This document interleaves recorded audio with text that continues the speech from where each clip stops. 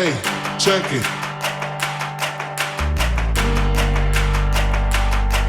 Hey, check it. Put the place up.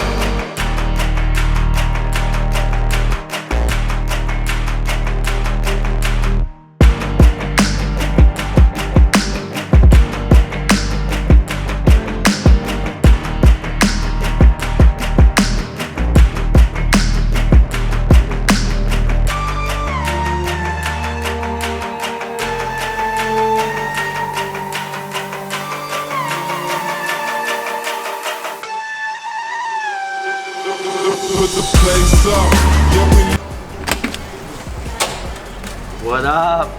Dirt? Shit. How you doing? Good. Got this new camera. Look at this thing. See, look at the image on this. Finally gonna make you look I just got to Brooklyn. So we're going to Stomp Out Bullying. Their headquarters is in Manhattan, and I'm gonna go deliver the check and maybe even perform some magic over there. So we'll see what happens. But first, let's get some food.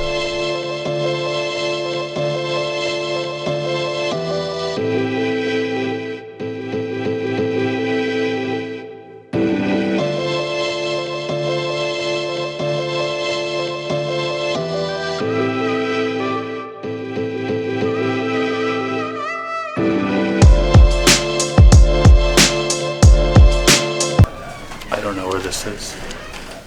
Hi. We're looking for this Stomp Out Bullying charity. Huh? Stomp Out Bullying, is that here?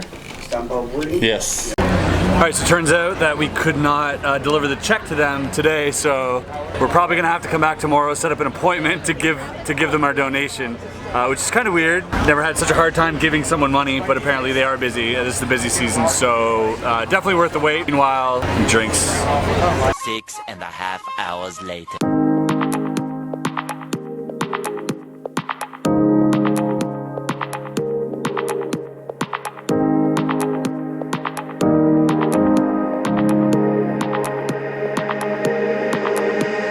All right, we're back at Ian's finally. So we spent the day. There's like 4 pictures of Ian, shut the hell up, dude. I'm vlogging. All right. We went to Manhattan and we tried to donate money. That didn't work. They actually wrote me an email, said I have to put it in the mail. So what I'm probably gonna do is actually go back to their offices and drop it off. If not, I will put it in the mail. Just kind of bummed that I came all the way here to to put my donation in the mail. Could have saved a couple $100 there somewhere down the line. But I wouldn't be hanging out with these fine gentlemen. We took some photos tonight, so that was pretty cool. That was fun. Yeah, we actually took Ian's future Tinder profile pictures. But I'm sitting here with Doug Mckenzie, and I thought I'd ask him a few questions that you guys asked me in the comments below. And I thought we'd actually get a genuine professional magician to answer these questions. Let's do that now. All right, sitting here with Doug Mckenzie. What's up? Doug, who's acquired quite a few accolades in the world of magic, including working for some of the most well-known magicians in the world. But in my personal experience, Doug, in my eyes, is one of the greatest close-up magicians in the world. I've seen him do some really crazy things, and if you don't follow him already, give him a follow on Instagram. Instagram, yep. Just my name, Doug Mckenzie. So leave that down here. Go give him a follow. Check his posts out. He does some really good photography. Rivals my own, dare I say. No, actually, a lot better. He jumps out of planes. I jump out of bed when I feel like that's about it. All right, Doug, I'm gonna ask you some hard-hitting questions that these fans actually asked me quite a few times, and I just sort of gathered up some of these questions. So I've answered some of these questions in the past, but I'm gonna have Doug answer some of these questions today. How do you deal with a drunk spectator? So first thing is I try and avoid a drunk spectator to begin with. Okay. But if I You just have to, walk the other way? yeah, like if I'm doing walk around magic and I see there's somebody inebriated, I just don't approach that group. But if somebody, say I'm doing a show and people come over and they're drunk or something like that. Then, Let's say he's in charge, right? He's the boss and you need to impress him and he's drunk. What do you do? Then I try and keep the magic simple and things that are easy to understand and things that are visual and things that easy for me as well. So there's no difficulty of So no mind reading, nothing too heady. Just visual stuff, Color change, that type of thing. And maybe even take advantage of the fact that they're drunk. Do a little pickpocketing, like a watch steal, things like that. Interesting. Yeah. That's actually a really great tip. Rob them blind while you can, basically is what he's saying. Good way to practice. Ian's got a great question. Do you feel it's necessary to integrate technology into magic in the present day in some ways? So no, I think it's part of my brand because I love technology as a separate interest than magic. I just combine the two interests. But you know, a lot of times technology is integrated into magic as part of the method, not necessarily part of the actual presentation of the magic. The simple magic works really well. Things that people, when they understand, you know, technology sometimes for people is an unknown. They don't know how something works. You don't know how your phone works, right? Like for you, just press a bunch of buttons and it does what it does. And with magic, you want everything to be as simple that they can explain it and they understand all the elements and all the parts of the puzzle, and the part that they can't understand is the actual magic part. So when I do magic with technology, I try and make it things that, you know, it's not like using an app, it's using text messaging, right? Things that people have done for 20 years and they understand that, you know, how texting works versus like something with voice recognition or something with GPS, or, you know, things that are a little bit more complicated, right? So I like things that have phone calls and texting and kind of the basics of the phone. Patrick Kuhn has that effect with using a borrowed phone with somebody's Instagram account. Right. Now, you know, when you use someone else's phone on their Instagram account, like, there's some authenticity there, right? Sure. Like people know that they know the limits of Instagram. Right. They know that Instagram has not programmed some magical thing for magicians in there, right? So like there is some level of trust that you have with a company like Instagram when you open the Instagram app that like, you know, it's not... It's official. Right, it's official. I think that's the best way to do it. Borrowed phone on someone else's phone with an Instagram account that they open yourself, and then you have, you know, whatever Patrick's method is, which is amazing. It's a name card. It's awesome. Yeah. So you're in the rafters, you're about to perform, you're about to go do close-up magic, walk around magic, or strolling magic. What's going on in your mind right before you go out and perform? So my biggest tip for this, and it's something that took me a long time to discover, my first group of people I do magic to for close-up magic is really important.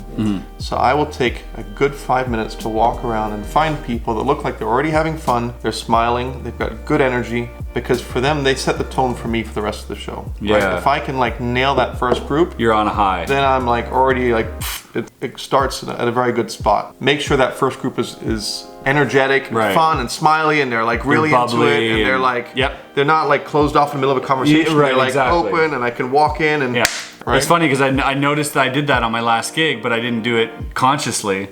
I actually walked around looking for a group that was having fun, but it was just something instinctive that I was doing. I never gave it conscious thought, so that's something that I'm probably going to give some more thought to. And then, you know, one of the other things I often do is when I have fun with a group, I'll ask them to point out the next group I should mess with, right? Oh, interesting. That's a really good tip. I have them kind of introduce me, because, you know, the hardest part about magic, I think, as a close-up magician is walking up to a new group and establishing yourself as being credible as what you do and why are you worth watching, right? Exactly. But if you have an introduction, you don't need any of that. So like I'll get that first group to point out somebody and tell me their name, so I can either walk over and be like, oh, so-and-so sent me, or have them literally walk over and be like, you have to see this guy. You know, so I always try and, you know, navigate groups like that.